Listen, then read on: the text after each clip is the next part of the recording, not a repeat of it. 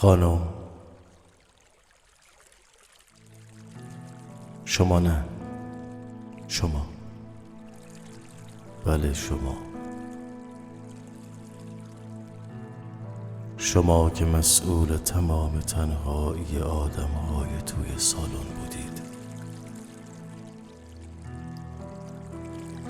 شما که آنقدر کوچک همه بودید که در تنگ ترین چشمهای حاضران هم جا می شدید.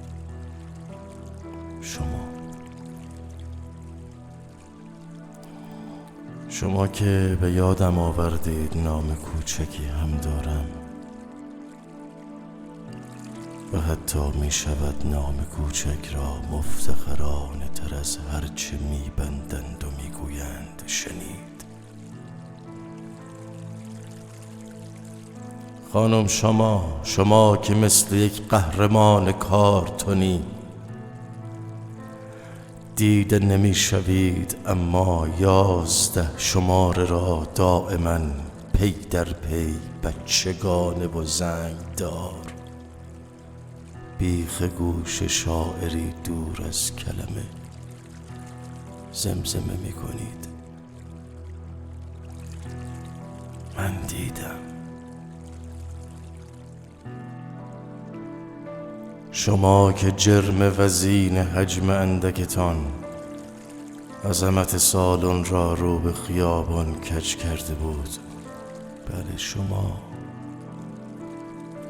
شما که در هر نفس اکسیژن ما ماهیان کف دریا را می دزدیدید. خیلی ها مردند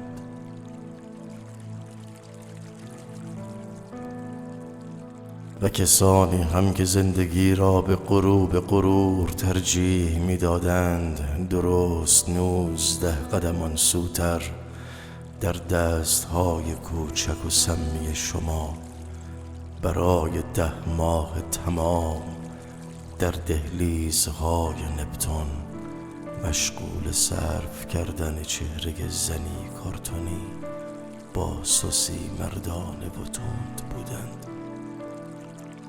آنها هم مردند.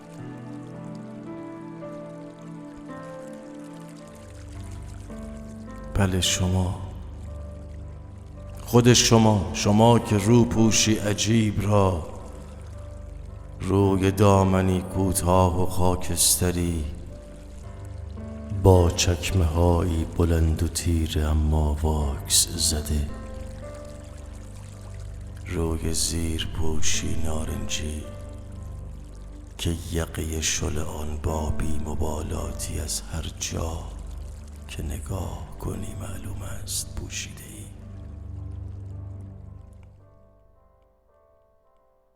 بله من دیدم. شما که چشمهایت خالی از احساسهای معمول با شیوهی خاص تمام دروغ‌های جهان را از گوشه چشم به بیرون می‌پرتابید. من دیدم. من همه اینها را در حد فاصله 2 پلک زدن دیدم.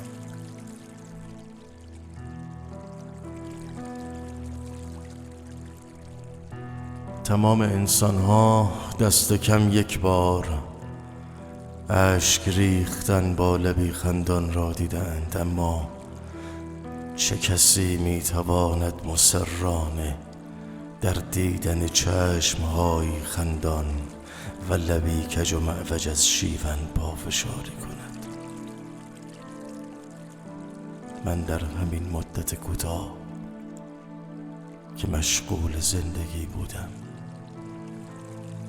1001 قصه متناقض را در کویر ما بین سینه هایت آتش روشن کردم و 1000 کولی بدمست را در رقص‌های محلی روی پیشانیت به تماشا نشستم. در همین مدت کوتاه من در همین مدت کوتاه که تو یک بار به دور خویش چرخیدی توانستم از میان میلیاردها زن رنگارنگ تو را جدا کنم و ببینم. من دیدم، من تو را، من همه اینها را در خط فاصله 2 پلک زدن در همان مدت کوتاه که مشغول زندگی بودم دیدم. فقط 4 ضربان کم آورده، 4 ضربان،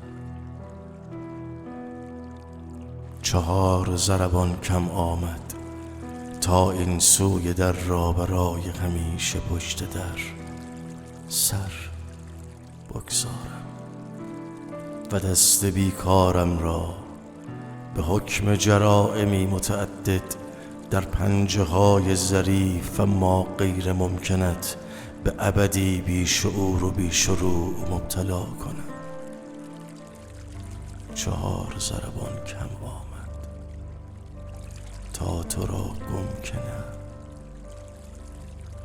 به دست کسی کلاه دار و کلاه برداری دیگر، به دست کسی که همیشه فکر می کند منم، کسی که در آینه سر خلوتش را به یک دلیل فقط شانه می زند، به کسی که از من بودن تنها چند کلمه معطل شبیه مرگ و عشق را به عاریه برده است. نسپردم، دزدیدند. قبول کن زنی که روزی